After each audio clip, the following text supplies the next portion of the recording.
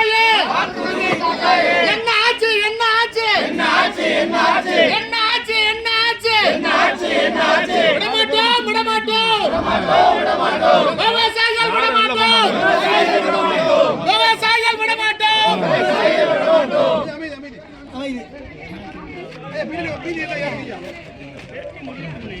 சரி அமைதியா இருங்க.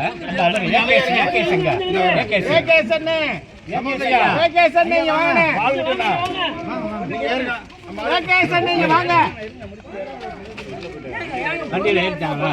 சரி சரி சரி இருக்கட்டும். சொருப்பம்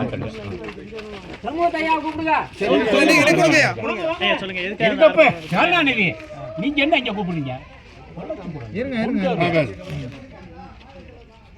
காவிரி வைகை கிருதுமால் குண்டாறு இணைப்பு கால்வாய் திட்டம் 2021 பிப்ரவரி 21ஆம் தேதி அடிக்கல் நாட்டப்பட்டது. 2 பேக்கேஜுகளாக கால்வாய்கள் வெட்டப்பட்டிருக்கிறது. 2021 திராவிட முன்னேற்ற கழக ஆட்சி வந்ததற்கு பிறகு நிதி ஒதுக்காமல் 5 ஆண்டுகள் நிதிநிலை அறிக்கையில் இந்த திட்டம் புறக்கணிக்கப்பட்டிருக்கிறது. இன்றைக்கு நவம்பர் மாதம் 10ஆம் தேதி, கடந்த ஆண்டு நவம்பர் மாதம் 10ஆம் தேதி விருதுநகர் மாவட்ட கலெக்டர் ஆஃபீஸ் திறப்பு விழாவிற்காக வந்திருந்த முதலமைச்சர் அவர்களை ராம்கோ நகர் சிமுண்டாலை விருந்தினர் மாளிகையில் 20 நிமிடங்கள் சந்தித்து பேசி வலியுறுத்தினோம். நிதியமைச்சர் அவர்களை பலமுறை சந்தித்திருக்கிறோம். இந்த மாவட்டங்களில் உள்ள அமைச்சர்களை சந்தித்திருக்கிறோம். 7 மாவட்டங்களில் 8 லட்சம் ஏக்கர் பாசன வசதி கிடைக்கக்கூடிய ஒரு அருமையான திட்டம். இந்த ஆண்டு மட்டும் 7 முறை மேட்டூர் அணை நிரம்பி தண்ணீர் வீணாக கடலுக்கு சென்றிருக்கிறது.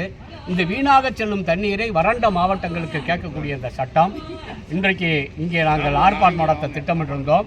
காவல்துறை அனுமதி மறுத்திருந்த நிலையில் இங்கே நாங்கள் கைதாகி இருக்கிறோம்.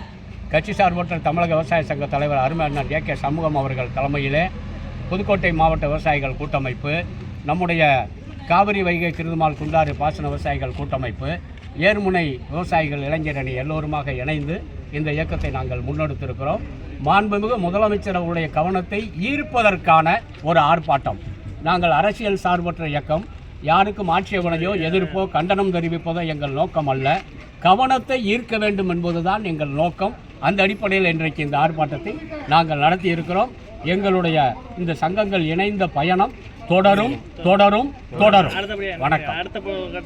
அது நாங்கள் எல்லோரும் கலந்து பேசி முடிவு